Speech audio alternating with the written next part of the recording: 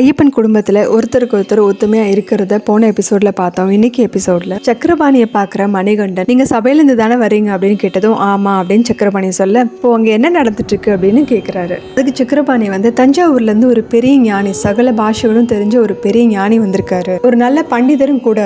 அவர் சில கேள்விகளை கேட்டுட்டு இருக்காரு. அந்த கேள்விகளுக்கு சரியான பதிலை நம்ம சபையில் இருக்கவங்க சொன்னாங்கன்னா ராஜா கொடுக்குற சன்மானம் அவங்களுக்கு போகும். இல்லை சரியான பதில் அவங்க சொல்லலை அப்படின்னா அந்த சன்மானம் அந்த பண்டிதருக்கு போயிடும் அப்படின்னு சொல்ல, இவர் மணிகண்டன் கேட்கிறாரு, இப்போ சபையோட நிலைமை என்ன அப்படின்னு கேட்கிறாரு. தஞ்சாவூர் பண்டிதர் கேட்ட எல்லா கேள்விகளும் ஒரே ஒரு கேள்விக்கு தான் நம்ம சபையில இருக்கிறவங்க சன்மானத்தை வாங்கினாங்க. மற்ற எல்லா சன்மானமும் அந்த தஞ்சாவூர் பண்டிதருக்கே போயிடுச்சு. நீங்க வேணா சபையில போய் ஒரு கை பாக்குறீங்களா அப்படின்னு சொல்லி ஏத்தி விட அவரும் சபைக்கு போகிறாரு. அடுத்த காட்சியில சபையை காமிக்கிறாங்க. அங்க எல்லாருமே சிரிச்சு பேசிட்டு இருக்காங்க. அதுல ராஜா சொல்ற, ரொம்ப ரசிக்கக்கூடிய ஒரு பதில் நீங்க சொல்லியிருக்கீங்க அப்படிங்கிறாரு. உடனே அந்த பண்டிதர் சொல்றாரு, நான் தான் இன்னைக்கு சன்மானம் அதிகமா வாங்கியிருக்கேன் அப்படின்னு சொல்லிட்டு இருக்காரு. இப்பவும் ஏதோ ஒரு கேள்விக்கு சரியான பதில அந்த பண்டிதரே சொல்லியிருப்பாரு போல இருக்கு. சோ சன்மானம் அவருக்கு கொடுத்துருக்காங்க, தொடரலாம் அப்படின்னு சொல்லி ராஜா சொல்லிட்டு இருக்கப்பதான் இங்க மணிகண்டன் உள்ள எல்லாரையும் வணங்கிட்டு உட்கார்றாரு. இப்போ அந்த பண்டிதர் அடுத்த கேள்வி கேட்கிறாரு, திலகாஷ்ட மகிஷ பந்தனம் அப்படிங்கிற நூலை எழுதுறது யாரு அப்படின்னு கேட்கிறாரு. இப்போ மணிகண்டன் உட்கார்ந்துருக்கனால நம்ம மந்திரி வழக்கம் போலவே எல்லாம் தெரிஞ்ச மாதிரி அவர் சொல்றாரு, இந்த நூலை எழுதுறது எனக்கு தெரியும், யாருன்னு உத்தண்ட சாஸ்திரிகள் தானே அப்படிங்க.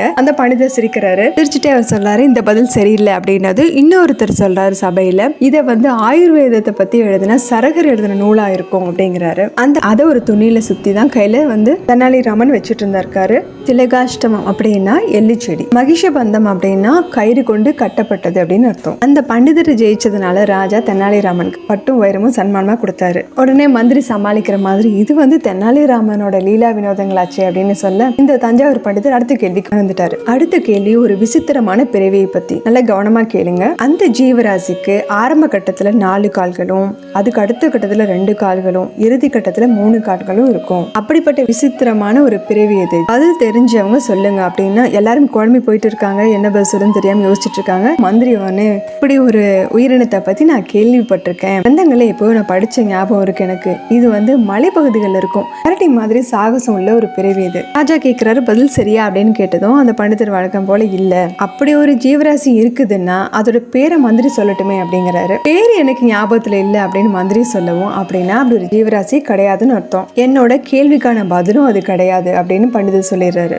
ராஜாவும் நம்ம சபையில வேற யாரோ பதில் சொல்ல முடியுமா அப்படின்னு கேட்கிறாரு. உடனே மணிகண்டன், நான் அதுக்கான பதில் சொல்றேன், அந்த மாதிரி ஒரு ஜீவராசினா அது மனுஷன் தான் அப்படிங்க. ராஜா ஆச்சரியமா பாக்குறாரு. மந்திரி என்ன குமாரன் ரொம்ப அபத்தமா சொல்றாரு, மனுஷன் எப்படி ஆரம்ப கட்டத்துல 4 கால்லையும் காலத்துல 2 காலோடையும் இறுதியில 3 கால்களும் எப்படி நடக்க முடியும்? மனுஷங்க எப்பவாவது 4 கால்களும் நடக்கிறத பத்தி நீங்க கேள்விப்பட்டிருக்கீங்களா அப்படின்னு மந்திரி கிண்டல் அடிச்சிட்டு இருக்க. இங்க ராஜா கேட்கிறாரு பண்டிதர்கிட்ட, குமாரன் சொன்ன பதில் சரிதானா அப்படின்னு கேட்டதும், இதுக்கான பதில நீங்க குமாரன் கிட்டே கேளுங்க அப்படின்னு சொல்ல, மணிகண்டன் இதுக்கு ரொம்ப அழகா விளக்கம் சொல்றாரு. மனுஷங்க சின்ன வயசுல 2 கைகளையும் 2 கால்களையும் ஊனி தவழ்ந்துதான் நடக்கிறாங்க. அப்போ அது 4 கால்களோட சின்ன வயசு நடக்கிறதா அர்த்தம். நடக்க ஆரம்பிச்சதுக்கு அப்புறமேலு மனுஷங்க 2 கால்களோட தான் நடக்கிறோம். மனுஷன் வயசானதுக்கு அப்புறமேலு 2 கால்களோட ஒரு குச்சியும் ஊனிட்டு மொத்தம் 3 கால்களோட நடக்கிறோம் அப்படிங்கிறாரு. பண்டிதர் ரொம்ப ஆச்சரியப்பட்டு சொல்றாரு, இப்படி ஒரு தெளிவான விளக்கம், தத்துவ விளக்கம் தரத்துக்கு ஒரு தத்துவ ஞானியால மட்டும்தான் முடியும். குமாரன் சொன்ன பதில் ரொம்ப சரியானது அப்படின்னது ராஜாக்கு ரொம்ப சந்தோஷம். வழங்க போல மந்திரியும் எரிச்சலோட பார்க்க, ராஜா ரொம்ப பெருமையா சொல்றாரு, சிவன் மனசு இறங்கி எனக்கு கொடுத்த பெரிய வரம் மணிகண்ட குமாரன் அப்படின்னு பெருமையோட மணிகண்ட குமாரன் தொழில சாட்சிக்கிறாரு. இதோட இந்த எபிசோட் முடியுது. அடுத்த எபிசோட்ல பார்க்கலாம். நம்ம சேனல் சப்ஸ்கிரைப் பண்ணுங்க, லைக் பண்ணுங்க, ஷேர் பண்ணுங்க, பெல் பட்டனை பிரஸ் பண்ணுங்க. தேங்க்யூ.